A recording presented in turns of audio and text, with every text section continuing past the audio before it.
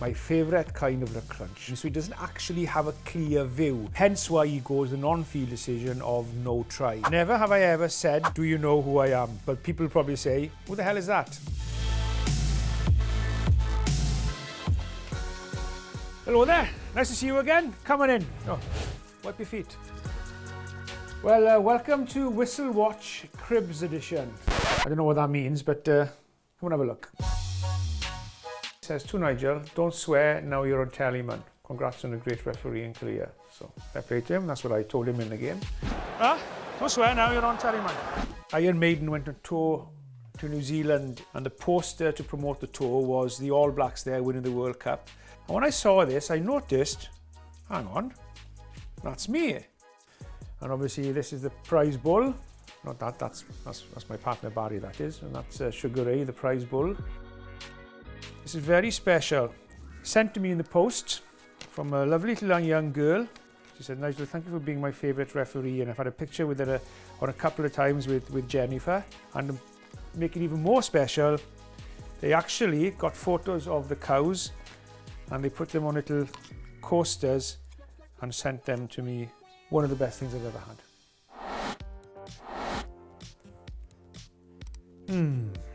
My favourite kind of the crunch. We'll get into that later. Let's get into these questions. John Wilson. Question. That's a whole idea, John, yes. What would happen if a player somehow drop-kicked the ball over his own posts? My daughter asked me this. I think it would be a scrum 5 attacking ball because the player carried it back over his own dead ball line by doing that. It's not like an own goal in football. Right, boiled egg. That's my favourite food, it is. Boiled egg on toast. Anyway, this one's from boiled egg. Is there any laws that would stop me tying an opposition player's shoelaces together at the bottom of the ruck? Yes, there would be. You could come under ungentlemanly conduct in the game. But I tell you what, good luck trying to do it. See what happens. This one is from Rani05. Hey Nigel, I am from Germany and the only one of my friends and family who like rugby. Can you tell them why it's the best sport in the world? It is full of excitement. It's a game for everybody, all shapes and sizes. Its value of respect and ethos, and also as well, you sometimes get some very funny moments in the game as well. Now it's time for this week's Whistle Watch. Roman, luckily enough, I always carry a spare whistle. Take note. Let's start with the big one, the Maro Itoje TMO referral in England, France and Twickenham on the weekend. What changed about 3 or 4 years ago was a referee had to make an on-field decision. So even if the referee hadn't seen the incident, he had to give some information to the TMO of what his on-field decision is. So in this instance, Andy Brates, he doesn't actually have a clear view, hence why he goes the non-field decision of no try. He then goes up to Joy to double check it. Now Joy then says that she can see the ball being grounded, and that is enough then to go back to Andrew Brace and say we need to reverse the on-field decision and award a try. I guess if you were French, you could argue you can't see it being grounded. If you were English, you could argue you could see it being grounded. And now Italy-Wales, Dan Biggar. Well, nothing wrong with the initial tackle by Biggar, but a lot of questions have come in about the incident afterwards when he goes in to try and clear out. Now for me in this instance, Dan Biggar goes in to go low underneath the body to try and clear him out, and he's making a legal contest. So to me, there was no foul play in this instance here. So the television match official and the referee were quite right in the decision to play on no foul play.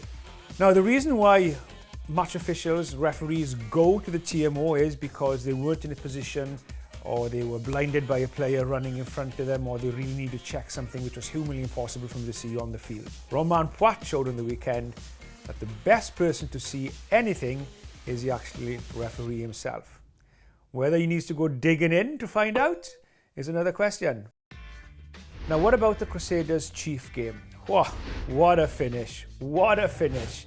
But even though it's a brilliant finish, it's important we remember that we rule on the correct decision and not get emotionally attached to a brilliant finish.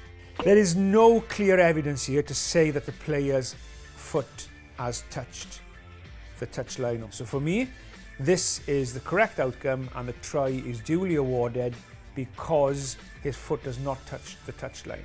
Good try, great finish.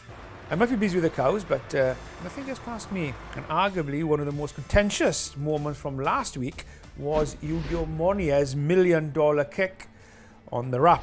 And if you haven't seen it, check it out. The $1 million challenge in your face, Ben Foden. Now, a few people here online are suggesting Hugo's kick may have just fallen short. Well, I've been called into the situation, of course, and so TMO time.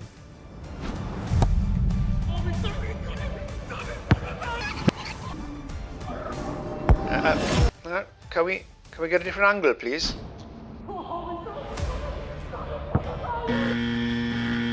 Well, there we have it.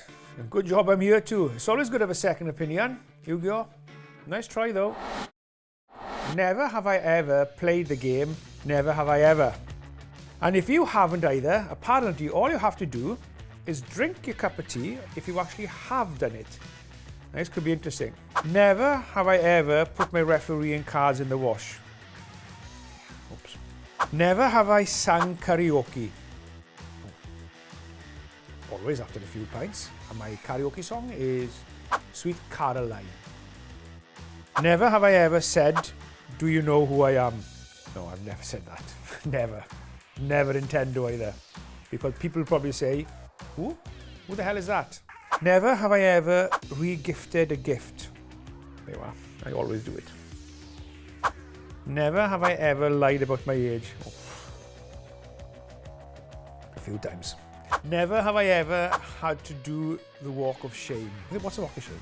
Oh, right. No, I've never done the walk of shame, no. Never have I ever crashed a wedding. I haven't actually crashed a wedding, but I was staying in an hotel and there was a wedding going on there.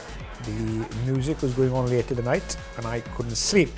So the following morning when I got up, I wasn't very happy. So I went to the receptionist to complain.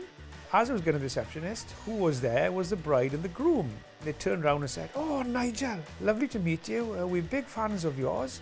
I hope the music didn't keep you up too late. And I said, no, it was lovely. I enjoyed the music. So yeah, I have crashed a wedding, I suppose.